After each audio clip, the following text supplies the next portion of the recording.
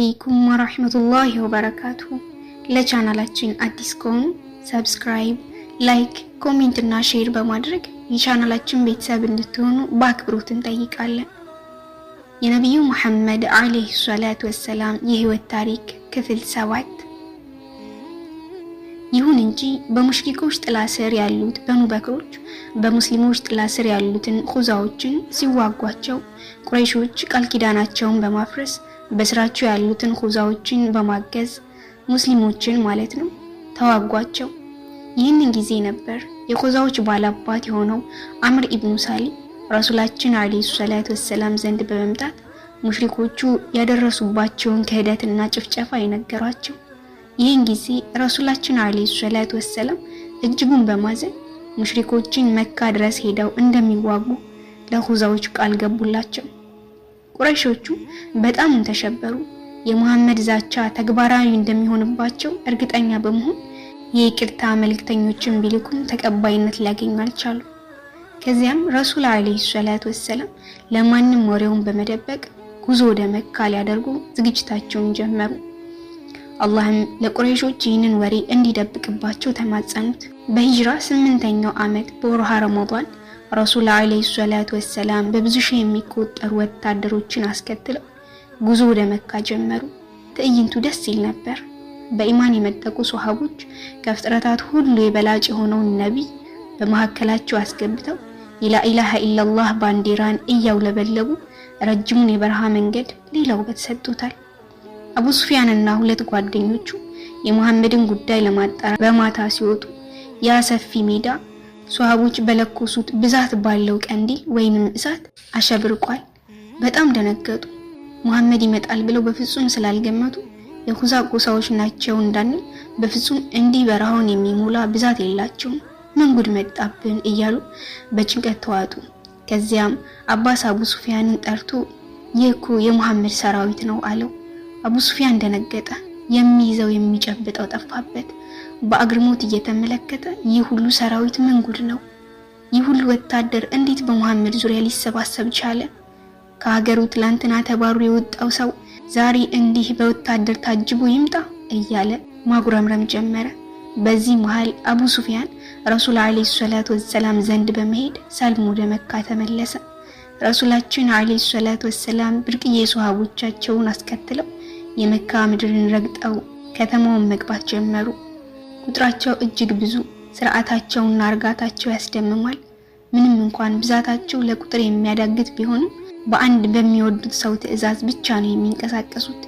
የመካ ከተማ ሊገቡ ሲሉ አቡ ሱፊያን ለመካ ቁረይሾች ጮክ ብሎ እናንተ ቁረይሾች ሆይ ሙሐመድ ልትቋቋሙት የማትችሉትን ሰራዊት አስከትሎ መካን እየገባ ነው። ሁላችሁም ወደ የቤታችሁ ግቡ። እኔ ቤት የገባና እቤቱ የተደበቀ ማንም አይነካውም በማለት ተጣራ። የመካ አመፀኛ ሁሉ ምድሪቱ ጠበበችው። ረሱልን አለይሂ ሰላቱ ወሰላም እድሜ ልኩን ያሰቃዩ ሁሉ መግቢያ መሽሎኪያ ጠፋቸው። የዛሬው ቀን የበቀል ቀን መሆኑ የገመቱ ሁላ መካን ትተው ይወጣሉ። ግን አብዛኛው በቤቱ ተደብቆ መሞቻቸውን ሰዓት መጠባበቅ ጀመሩ።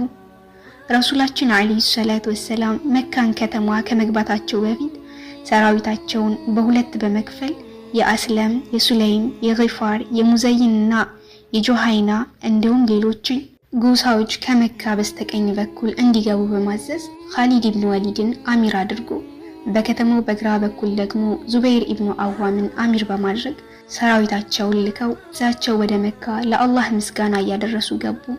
የመካ ከተማ በተደበቁ ነዋሪዎች ባዶ ሆና ሳለ የሙስሊሞቹ ሰራዊት በቅጽበት መጣው ሞሏት። በዚህ ሁኔታ ላይ ሳሉ ሙስሊሞች ደስታቸውን በምስጋና እያሳለፉ ሳለ ረሱል ወደ ከአባ በመግባት ለብዙ ዓመታት የከረሙ ጣዖቶችን መሰባበር ጀመሩ። ከዚያም ረሱል አለይሂ ሰላቱ ወሰላም ቢላልን አዘዙትና በመካ የመጀመሪያውን አዛን ከካዕባ ጫፍ ላይ በመውጣት አሰማ። ህዝበ ሙስሊሙ አዛን ሲሰማ ፍጹም ተረጋጋ፣ ዝምታ ሰፈነ። ይህንን ጊዜ የተደበቁ የመካ ሙሽሪኮች ከየተደበቁበት በመውጣት ወደ ረሱላችን አለይሂ ሰላቱ ወሰላም እየመጡ እጅ መስጠት ጀመሩ። ከዚያም ረሱል አለይሂ ሰላቱ ወሰላም ከአላህ ብቻ ሌላ አምላክ የለም ቃል ኪዳን ሞላ፣ ባሪያው ድል አጎናጸፈ፣ አህዛብን ብቻውን አሸነፈ አሉ። ረሱልም ወደ ቁረይሾች ስብስብ በመሄድ ዛሬ ምን የማደርጋቸው ይመስላችኋል በማለት ለዘመናት ያሰቃያቸውን ሰዎች ጠየቁ። ቁረይሾቹ ስለ ረሱል አለይሂ ሰላቱ ወሰላም ምንነት ያውቃሉና በፍርሃት ተውጠው መልካም ነው ከአንተ የምንጠብቀው፣ እርሱ ቸር ወንድማችን የቸር ወንድማችን ልጅ ኖት አሉ። ረሱልም አለይሂ ሰላቱ ወሰላም ሙሽሪኮችን እዝነትና ፍቅር ያዘለ አስተያየት እያያችሁ ዩሱፍ ለወንድሞቹ ያደረገውን ይቅርታ እንጂ ሌላ ነገር አላደርግባቸውም፣ ሂዱ እናንተ ነፃ አድርጊያቸዋለሁ አላቸው። ከዚያም በኋላ ረሱል አለይሂ ሰላቱ ወሰላም የእስልምናን መስፈርቶች እያስተማሯቸውና የአረብ ነገዶች ጣዖታትን ሷሃቦችን በመላክ እየሰበሩ ለ19 ቀናት ያክል መካ ላይ ካሳለፉ በኋላ ወደ መዲና ተመለሱ። ከዚያም መዲና ላይ ሆነው ዓለም ላይ ላሉ መንግስታት ደብዳቤ ላኩ። ይህ ደብዳቤ በደረሳቸው ጊዜ ደብዳቤውን ያጣጣሉና የናቁን እንደነበሩ ሁላ በክብር የተቀበሉ መንግስታትም ነበሩ። በክብር ከተቀበሉ መንግስታት ውስጥ የሀበሻው ንጉስ አንዱና ዋነኛው ነበር። ረሱል አለይሂ ሰላቱ ወሰላም ደብዳቤው እሱ ዘንድ ሲመጣ ለደብዳቤው ክብር ብቻ ከዙፋኑ ላይ ወርዶ ነበር። ወደ ግብጽ ንጉስም ሙቀውጢስ ረሱል አለይሂ ሰላቱ ወሰላም ደብዳቤ በላኩ ጊዜ ሙቀውጢስ ምንም እንኳን ዲነል ኢስላምን ባይቀበልም ደብዳቤውን በክብር ተቀብሎ ለረሱል እጅ ነስቶ ስጦታዎችንም ጨምሮ ልኮ ነበር። ረሱል አለይሂ ሰላቱ ወሰላም የሮም ንጉስ ወደ ሆነው ሲራቀል እንዲህ ሲል ደብዳቤ ጽፈውለት ነበር። በአላህ ስም እጅግ በጣም ሩህሩህ እጅግ በጣም አዛኝ በሆነው የአላህ ባሪያ ከሆነው ከመልእክተኛው መሐመድ ለሮም ንጉስ የተላከ ሰላም ቅኑን መንገድ በተከተለው ሁሉ ይሁን። በመቀጠልም እኔ ወደ እስልምና እጠራሃለሁ፣ ስለም ትድናለህ፣ ከሰለምክ አላህ ምንዳህን እጥፍ አድርጎ ይከፍልሃል፣ እምቢ ያልክ እንደሆነ የራስህንም ሆነ የህዝቦችህን ወንጀል ተሸካሚ ትሆናለህ። የመጽሐፍ ባለቤቶች ሆይ በእኛና በእናንተ መካከል ትክክለኛ ወደ ሆነችው ቃል ኑ፣ እሷም አላህን እንጂ ሌላ ላንገዛ በእርሱ ምንም ነገር ላናጋራ ከፊላችንም ከፊሉን ከአላህ ሌላ አማልክት አድርጎ ላይዝ በላቸው። እምቢ ቢሉን እኛ ሙስሊሞች መሆናቸውን መስክሩ የሚል የቁርአን አያ አክለው ልከውለት ነበር። ይሁን እንጂ እሱ ግን ቢወደው ህዝቡ ስላልወደደው ንግስናውን ወዶ ሪሳላውን እምቢ አለ።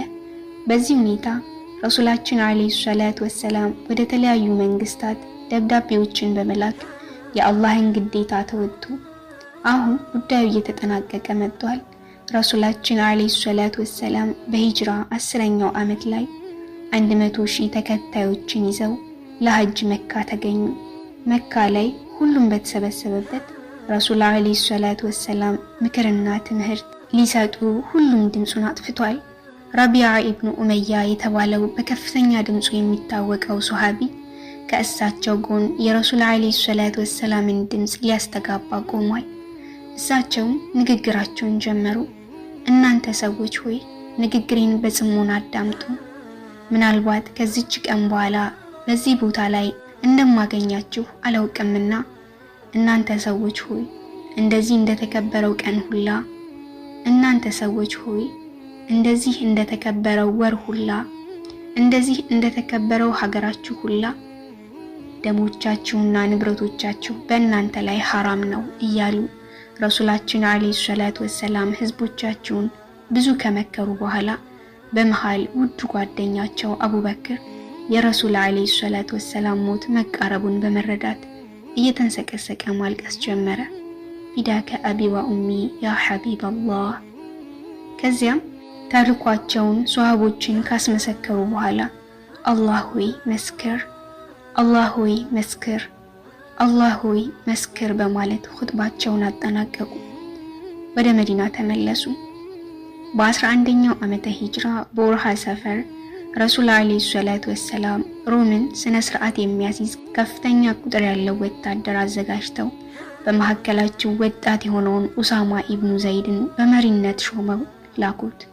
ይሁን እንጂ ሰራዊቱ ከተንቀሳቀሰ በኋላ ረሱል አለይሂ ሰላቱ ወሰላም በጠና በመታመማቸው ሰራዊቱ በሙሉ ወደ መዲና ተመልሶ ገባ።